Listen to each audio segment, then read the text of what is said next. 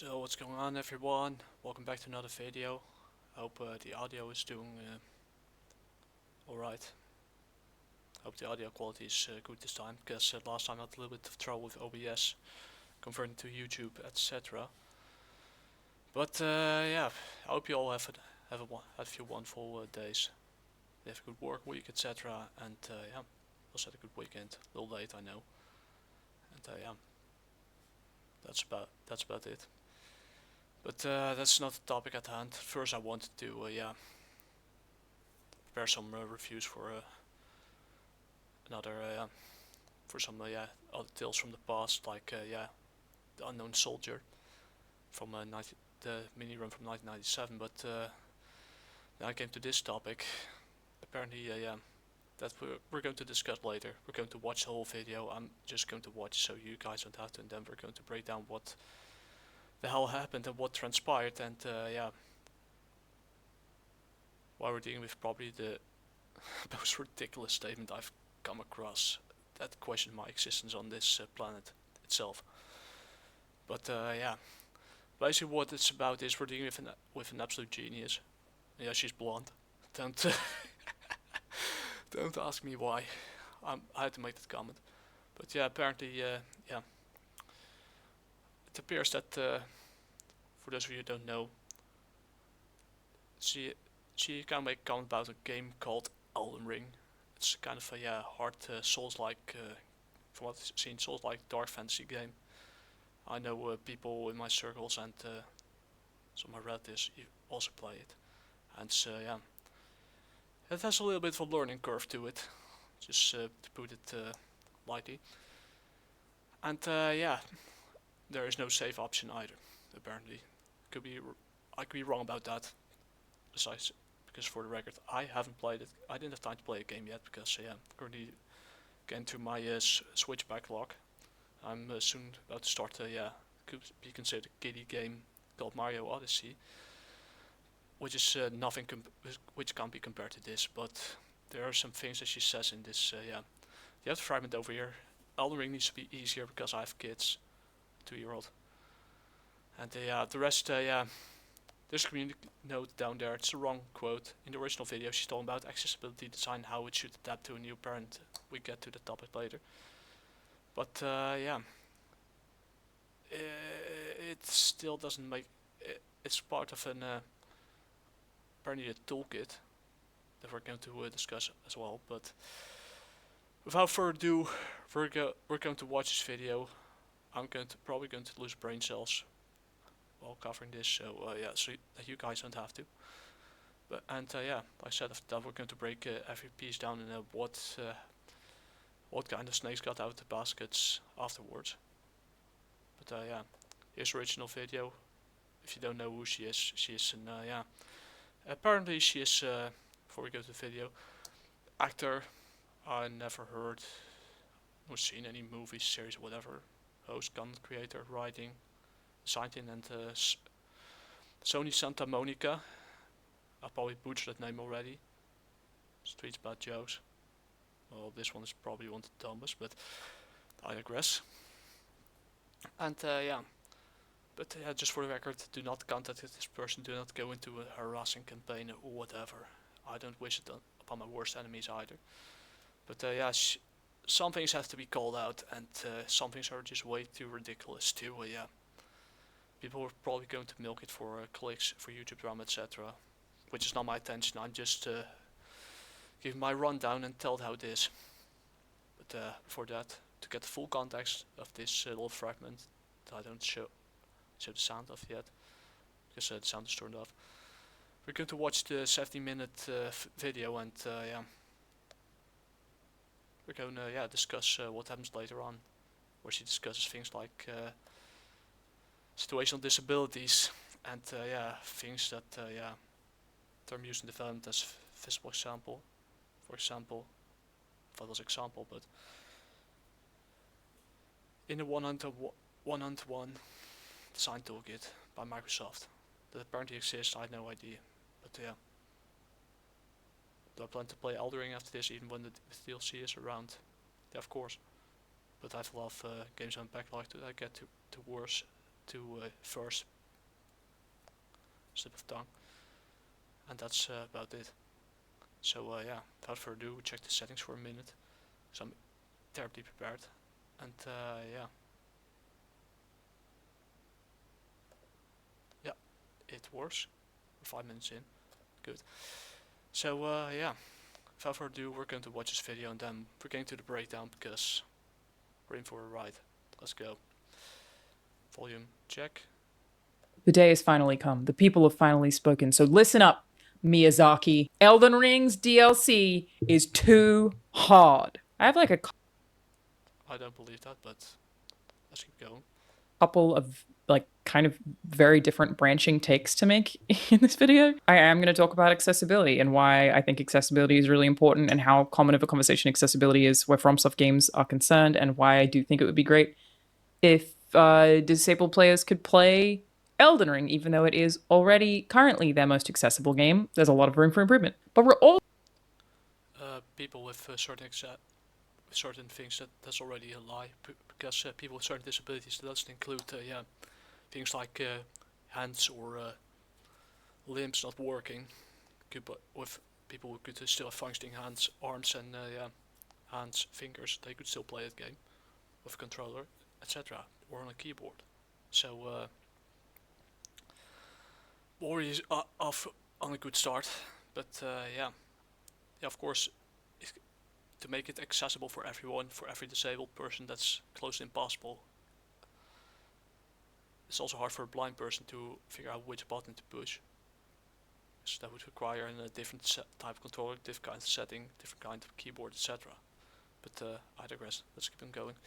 also going to talk about I don't even know where to start. There are a bunch of negative reviews on Steam for Elden Ring because Shadow of the Erdtree is considered too hard. I never thought we would get to a landscape where people will admit that they found a FromSoft game too hard. Like, even if people do, I never thought that they would admit it. Now, it's worth noting that the presence of this has been a little bit exaggerated. A lot of the negative reviews on Steam are also people complaining about the performance problems, which are there, they are consistent. And that's a separate story that I've spoken about before that people did not want to hear, which is that, yeah, FromSoft really gets a pass for a lot of things sometimes. Like, the reviews were all 10 out of 10, even though most of these people are playing on PC and there are PC performance problems with these games. Those are totally valid, and thankfully have been patched. So, though, has the difficulty. There are like two sides of this, right? Okay. There's a thing when people talk about FromSoft games that I always find really interesting. People will say, but it's part of the appeal that, like, you're fighting something really hard and then you finally overcome it. That's part of the appeal of the games. Yeah, it is part of the appeal of the games because it helps you to yeah, step by step master the controls, the different options, different sets of yeah, how to recognize certain patterns and develop a strategy to defeat an enemy. That's kind of typical of these kind of games, and there's a learning curve to it. I mean, it could be applied to almost every Souls-like game. But I'm not an expert on that topic. No. While there are things that FromSoft games do incredibly well, like, I am obsessed with their boss designs and their animation. Like, for all the things we love about it, their bosses are so impressive in terms of art direction. That's something I can agree with. And animation. They don't even need to be. Like, oh my god, they're just so good at that. The sense of discovery is unparalleled. The uniqueness of the worlds is near unparalleled. Like, there are a lot of things that FromSoft games do really well.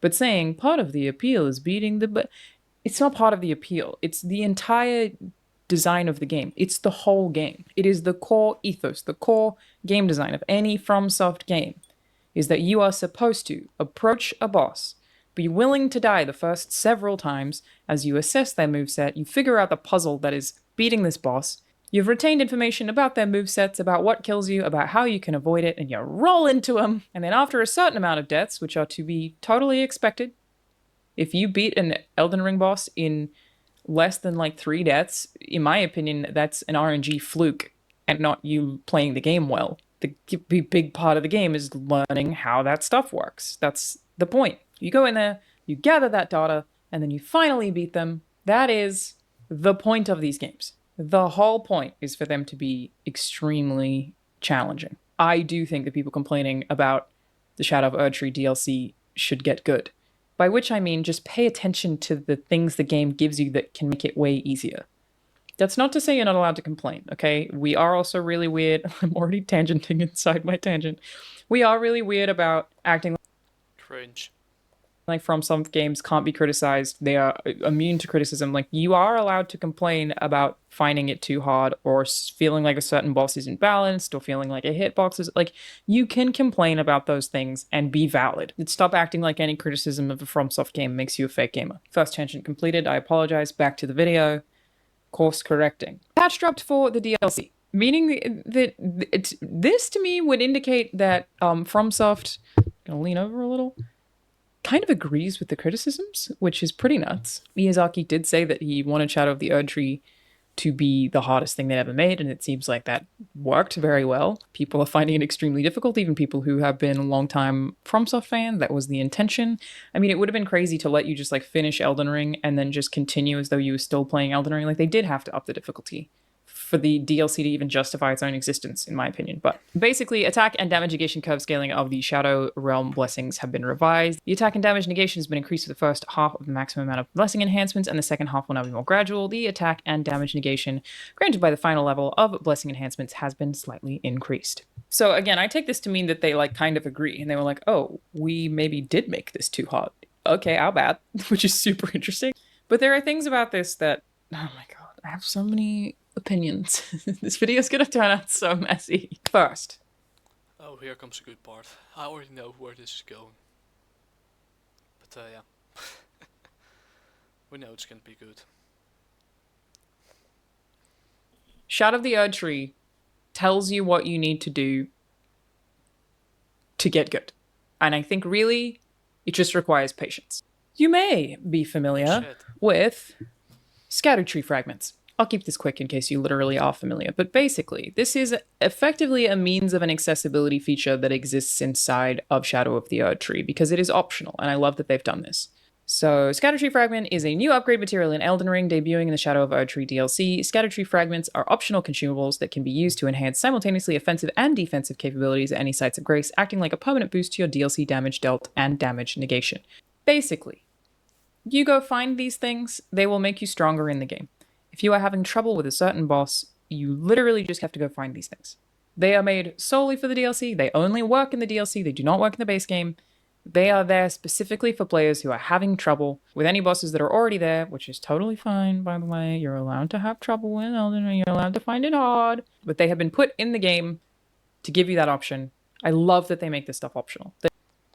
Yeah, that's kind of what these developers always do. They first release it in such a state that's only few, the diehards, that's like, entre comillas, beat the game. Once that is over, they slowly dump things down to a certain level, and sometimes give optional things like this. That's how almost every game company works.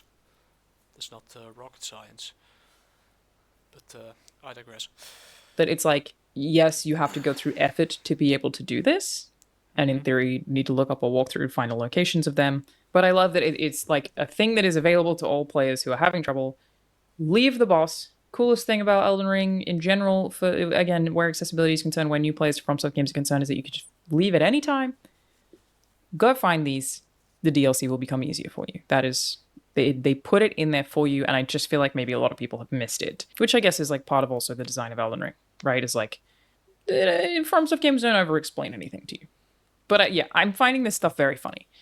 These games are hard. We should be allowed to criticize things we don't like about them. They're not immune to criticism. I do feel like Shadow of the Erdtree literally has told you the thing that you can do to make it easier.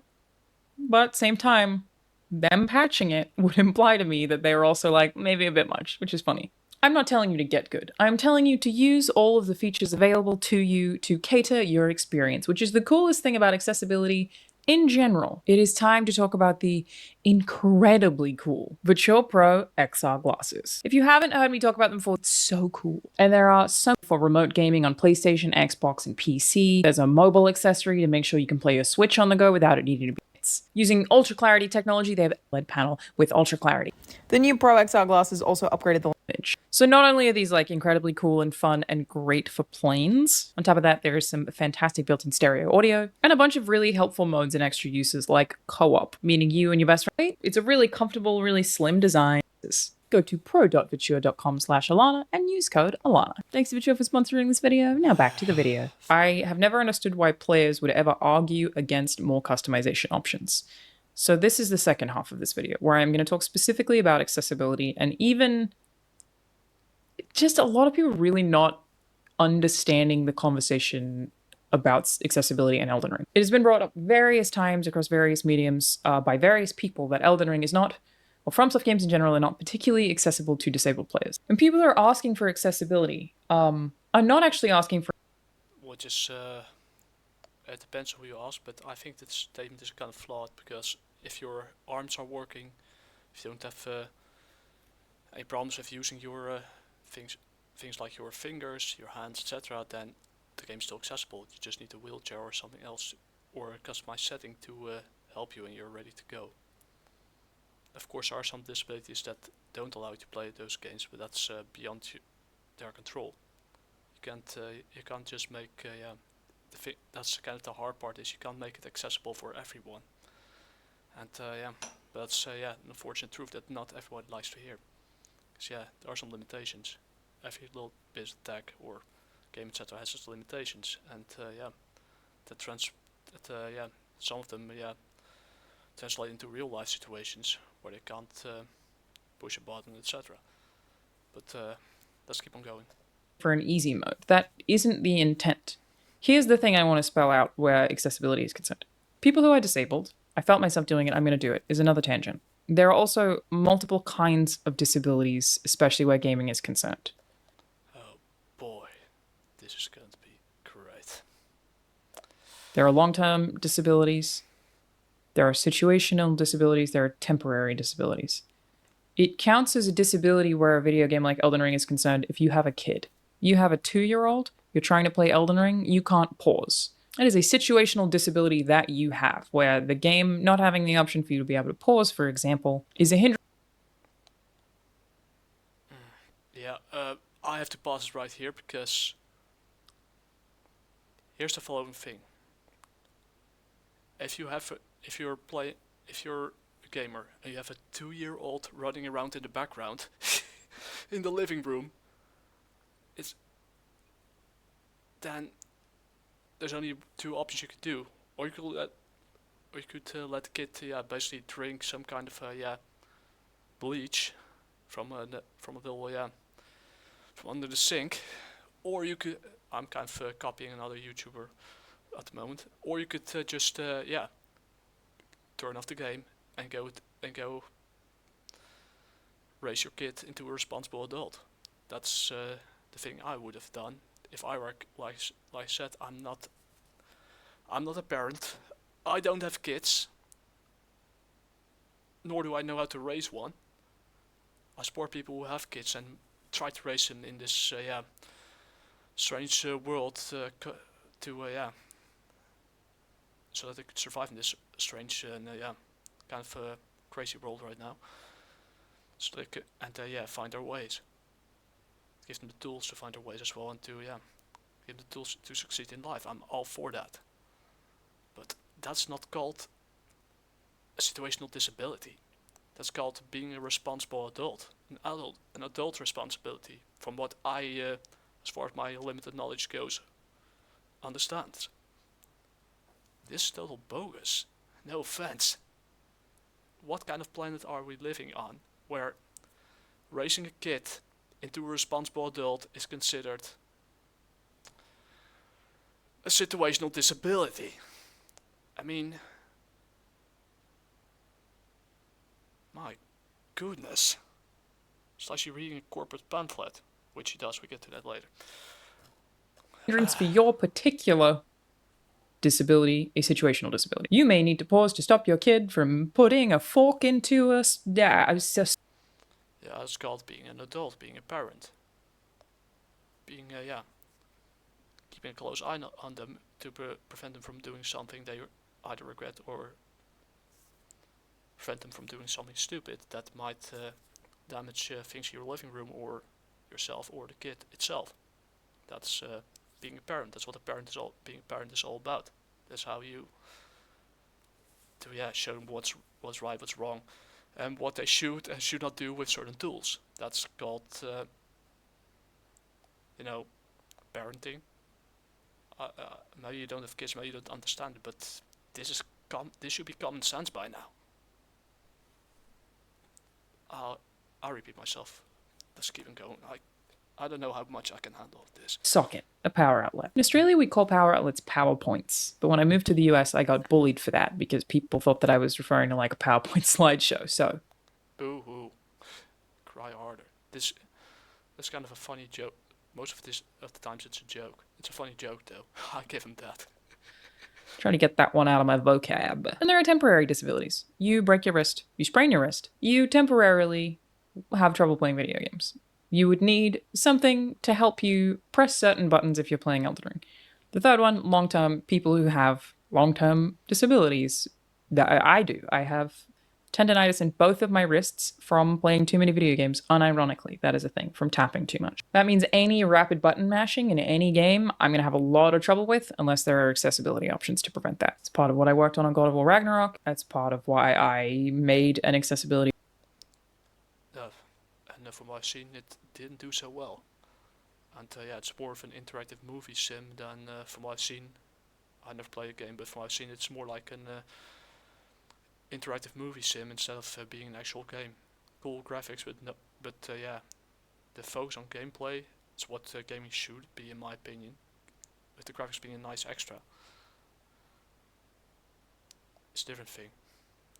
They should keep the focus more on gameplay instead of making it a movie experience. If I want to watch a movie, I could just go to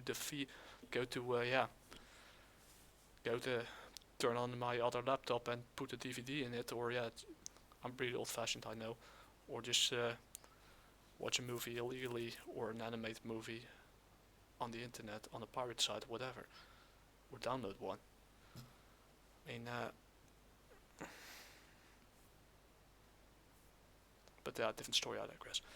Let's keep on going. The award show to like highlight this particular thing is like, I have a lot of trouble with fighting games. I have a lot of trouble with any game that's really button mashy. If there are too many button prompts, I'm going to be in pain and have to like ice my wrist afterwards and not really be able to play it. And here's the thing about accessibility in Elden Ring, where any of those things are concerned. I think there's a misunderstanding that people think disabled gamers, whoever else, want an easy mode. This is not the case.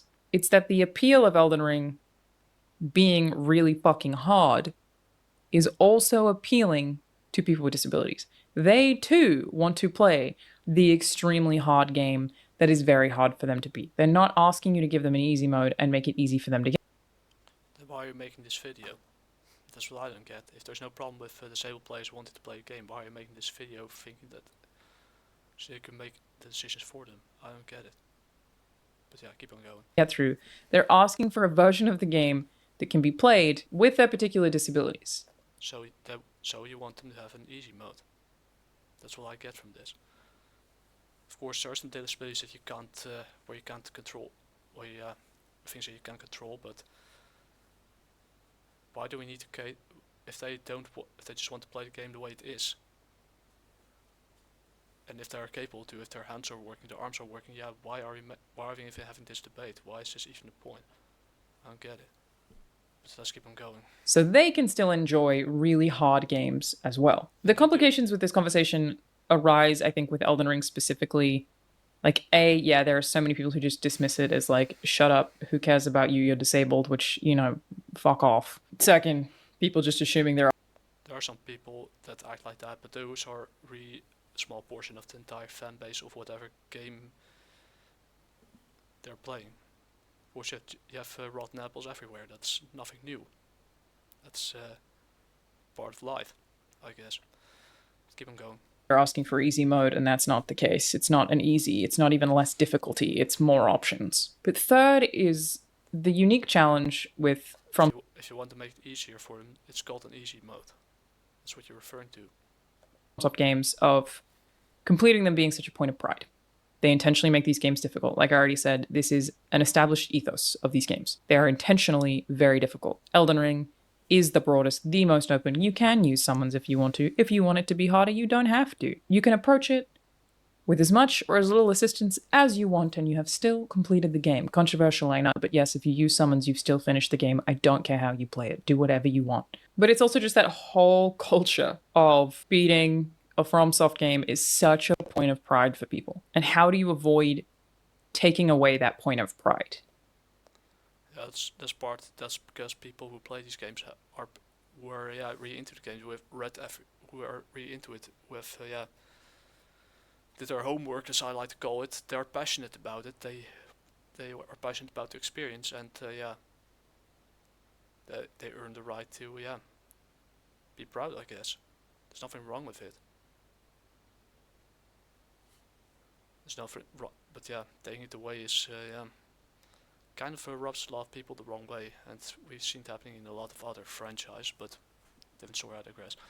That is one-to-one with their design ethos. It is making you feel a sense of accomplishment for overcoming something very difficult. It's a feeling humans love. You get a sense of accomplishment. You feel like you did something of value. Humans love that. And Elden That's kind of what I agree with. One few things. Ring's like that in video games on crack. Like, if I feel a sense of accomplishment every time I get an achievement because I collected 50 Who's a Whatsits, it is like triple when I beat a boss in a FromSoft game. There are bosses in Sekiro where I beat them and I like threw my hands up in the air and screamed. There are so few other games that have that effect. And that's a feeling that I do think everybody should be able to have catered to their own accessibility needs. Here's my pitch, okay? That's the point. Not every accessibility need is compatible with playing these types of games.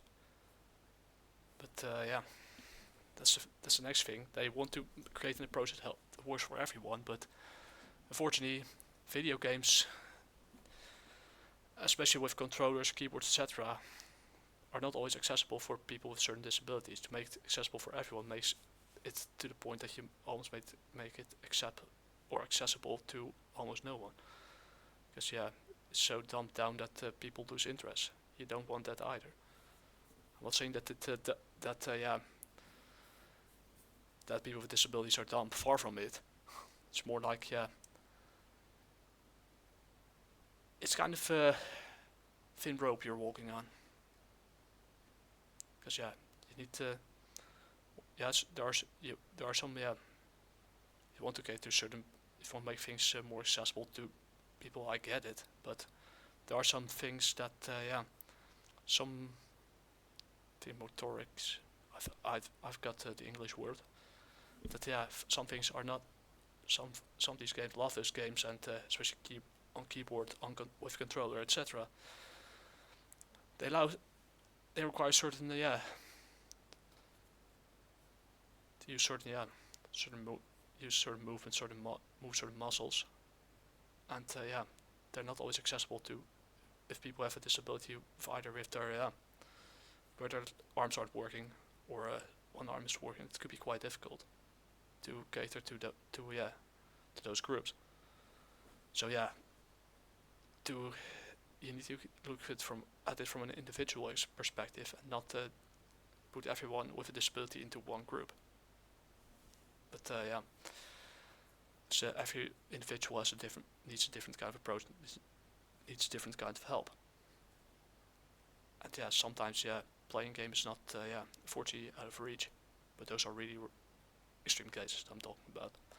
Hear me out, the internet. Here's my pitch for fixing the problems surrounding Elden Ring or FromSoft games in general being so just the discourse being so hotly contested. Like, it's like, I've been making fun of people this week for saying that if you played with someone, you didn't finish the game, that you cheated, even though it's a mechanic that's right there. It's literally intentionally there. It would be like saying you didn't beat Shadow of the Erdtree because you used the scattered tree fragments. It's nonsense. They're in the Miyazaki put them in the game. It's cool that we can adopt them or not adopt them based on how we want to experience the thing or the unique challenges that we have, because we're all fucking different people, right? Here's my pitch, okay, gamers? Hear me out. I haven't had this conversation with anyone, so I don't know how many holes there are, but this is my thought. What if, for every game that you finish, but especially for FromSoft games, there were an ending title screen that you could screenshot and you could share very easily that details exactly how you finish the game. Are people going to reply to each other who share that and be toxic about it? Yeah, people are going to be like, oh, you summons, you died, and beat you summons, I beat the game. Yeah, people are going to be dicks. But I feel like it would maybe prevent some of the extra accessibility specific gatekeeping. Like all of these people who are vehemently. What kind of gatekeeping are we speaking about? If there's no gate, there is, so far as I know, there is no. What kind of gatekeeping are we speaking about? Is there something wrong with having a difficulty level or something, high difficulty, or a certain group, certain individuals are not capable of playing a game due to things, due to a certain handicap? What is he referring to? I don't get it. Against accessibility options, which is really, again, just in-game customization options. No one's asking for less or more damage, but like less button presses, or there's a large list of things that can make it easier for disabled players to play a really hard game and still have it feel really hard, but still be able to play it, you know? But what if you get a screen at the end with the credits that shows exactly how you played it or what options you had on or off? So basically want to give them the options to give, instead of making them figure things out for themselves, you want them to have a picture at the end to show to the entire world.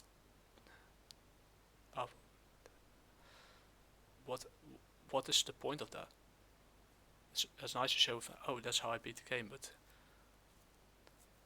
you don't always need the manual. If you want to look up for a manual, you could also always watch a streamer on the internet, see how he or she beats it, or whatever they have put into place beats it.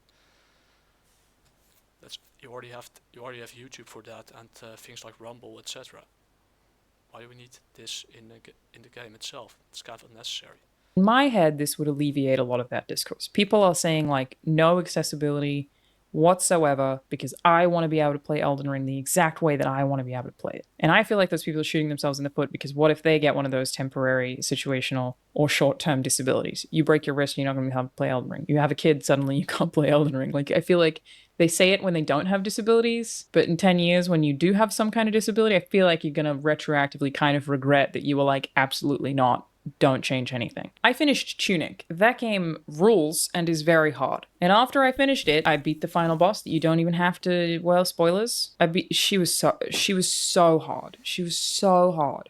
It took me days. Tunic has an accessibility option in it that you can use to, it's basically God mode. I think you can prevent all damage. I beat the game without that and felt so accomplished and so proud of myself. And I don't care that mode is there, or that option is there to help other people who still want to experience the game without that. I think that's perfectly fine. But I would have liked just a little something at the end, even an achievement, to give me the credit for doing the hardest fights on what is effectively the hardest in-game possible difficulty because I didn't have those accessibility options on. You know what I mean? That's my thought, basically. Elden Ring is already the most accessible FromSoft game. If you're complaining about Shadow of the Erdtree being too hard, you don't have to play it. You are definitely allowed to criticize them. And I also think you should explore more, because you will find another build or another means to make things easier. Like, I think you're being impatient is probably what's happening realistically.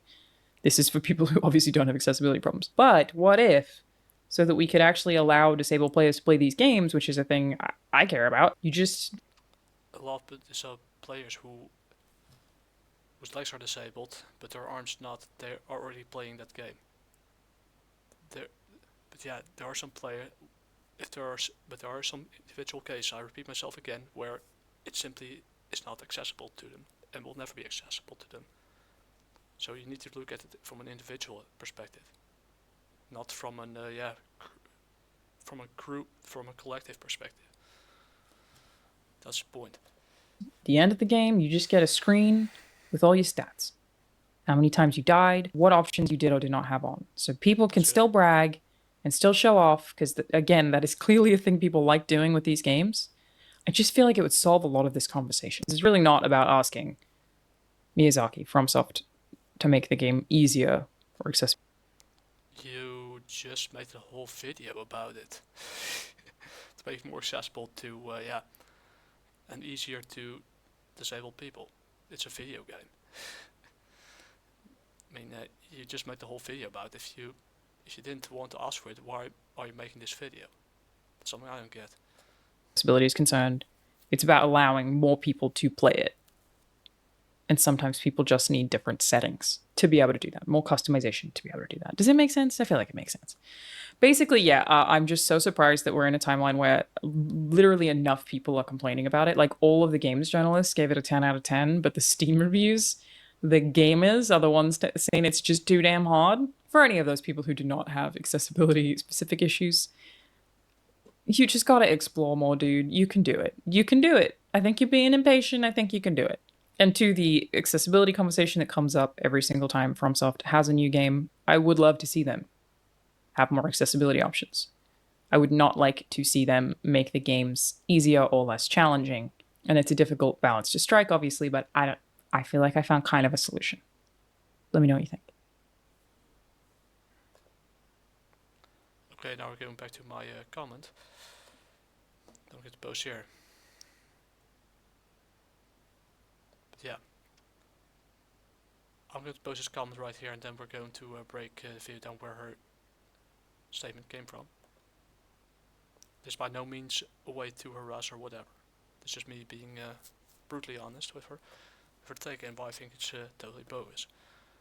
I don't have kids, nor do I know how to raise one, but having a 2-year-old kid running around your living room is not a situational disability. It's called an adult responsibility. Games could wait.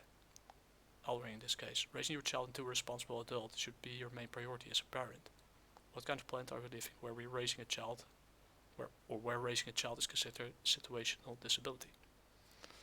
That's one thing. So yeah, we watched the whole video right now, and I think this fragment only shows a little bit of the whole thing, but I don't know, man. She's making some interesting points, but at the same time, she keeps repeating that she doesn't want Elden Ring to be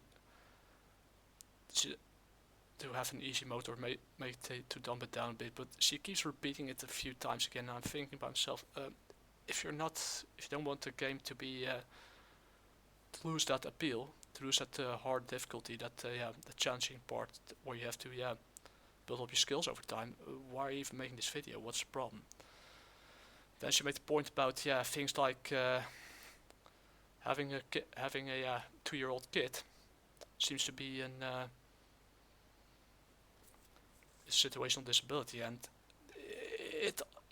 I'm getting to the point next. You're kind of reading from a corporate handbook right here, and it reads like a corporate statement. There's another, but accessibility is concerned. Here she makes a statement: having a kid can be a situational disability where accessibility is concerned. If you need to pause a game because your kid is running around your living room, but you can't. You have trouble playing games with no pause menu. Yeah. So I made my point is, it's your responsibility as an adult. If you're a gamer, you're an adult with a kid. It's your responsibility to raise a kid into responsible adult, to be with your kid. The games could wait. Elden Ring could wait every single time. Every single time. Elden Ring could wait. Or whatever Souls-like game. If you have a kid that's depending on you to provide for him or her, whatever, to raise them into responsible adults, you turn off the game, even if it's mid-fight, in most cases, and go and be with your kid. This is strange coming from someone who doesn't have kids. I support people, like I said, I support people who have kids and try to raise them in this crazy world. And and if they're capable of raising them into responsible adults, more power to you. If that ever happens to me, who knows? But yeah, it's kind of a strange statement, and yeah, she's having she also claims she's pansexual, which is already sus in my behalf, because for those of you who don't know, means pansexual kind of means that you're attracted to whatever to person, no matter what their sex. A little bit of a bi thing, according to we can look it up. Pansexual, meaning is your sexual, basically sexual, romantic, or emotional attraction towards people of all genders, or regardless of their sex or gender identity, which I kind of find it a little sus, to be honest. It's kind of weird, so I find it kind of sus, but that's my take. But yeah, it's also about having a kid being being a disability. This is literally coming from this will probably get me banned from Microsoft for life. It's called inclusive design. It's a methodology born out of digital environments that enables and draws on full range of human diversity. Most important, it's including and learning from people from a range of perspectives. Unless you have the wrong perspective according to them. But that's a different topic. What you basically could do here is, it's literally all here over the site. You could look up, what she was talking about. Inclusive 101. This is a manual, comprehensive introduction to the world of inclusive design. Learn the basics and shift your design thinking towards universal solutions. Or the guidebook. I downloaded the toolkit and the guidebook so that you didn't have to. But this is dope. This is dope. So you can find on the page, let's see, 36 and up to page 42. And here you can see what those disabilities are. So the permanent is Dutch, of one arm or two. Blind, those are they call it the persona spectrum to understand the mismatch in motivation across the spectrum, etc.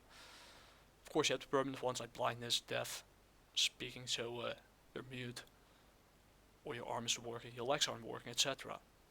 Paraplegic, things like that. The temporary, the arm injury, RSI, is a permanent thing. Arm injury, cataract, ear infection, is also temporary. But a situational disability, this is kind of where things are getting kind of interesting. Why I think she's reading from a corporate handbook created by Microsoft and Bill Gates in this case. Apparently, being a new parent is a situational disability, and I think unless the child was brought into this world due to some other things, etc. I think most of it is it's not. First of all, what she's talking about is simply a video game. Being a parent is an adult responsibility that you either chose or in some cases didn't choose for, but happened due to some dark circumstances I won't be discussing on YouTube. But the majority of people who are in a relationship, get kids, etc. When they have a kid, it's an adult responsibility. It's your responsibility as an adult to raise them into responsible adults. Teach them what's right, what's wrong. Sometimes spiritual things, etc. What you think is good. Distracted driver is it's not a disability. It means that your distraction is not. It doesn't mean that you're disabled. It means that you're distracted by something else on the road that might lead or lead not into an accident. Apparently, at first I thought this was a joke, like I told you, but this is here you see the bar here, the permanent, temporary, situational. You have deaf, you have ear infection that goes away after a while, but apparently being a bartender is a situational disability. I'm like, so the guy who brings my drink to the bar, I drink my beer, and serves me a beer, is considered a situational disability. I mean, if I told it to the bartender, he would be like, "What the hell are you talking about, AJ?" It's really weird. And speak is not disability, so non-verbal laryngitis. I don't know how to spell that word. I butchered already. Having a heavy accent. So, for example, if you're Scottish or German or you're Italian, you have a heavy accent. You're suddenly disabled. Come on. Who made this? Yeah, I already know who made this up. This is just typical corporate speech to how to provide a solution to a broader audience. But this is not this. Being a new parent is not a situation disability. Being a distracted driver is not a disability. It means that you are distracted by something on the road or on the side of the road, etc. Being a bartender is not a situational disability either. It means that you are, unless you're distracted by some things around you, about sound from what I see. But overall, that's I think that's what they're referring to, but I could be wrong.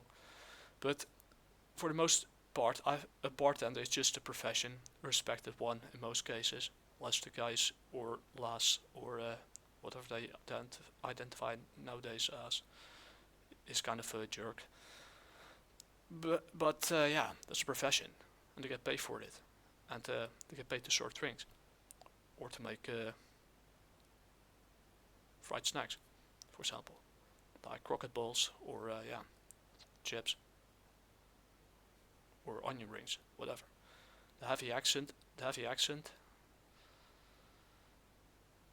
They usually do that in the kitchen. Different topic. The heavy accent, yeah. Some people are just just have a heavy accent. Just like people from some people parts from the Netherlands, sometimes Scots, Chinese, Asians. Chinese are Asians, or yeah, Italians have a heavy could have a heavy accent when when they're exposed to a certain language, even after long periods of living in a certain country. So yeah, I know, man. This is why I say don't take. She made some valid points, but you have to take these things about disabilities with a grain of salt, because a lot of it is just bogus. It's it's not even based. It's not even I don't know who made this, but it's not even There's no connection to reality whatsoever.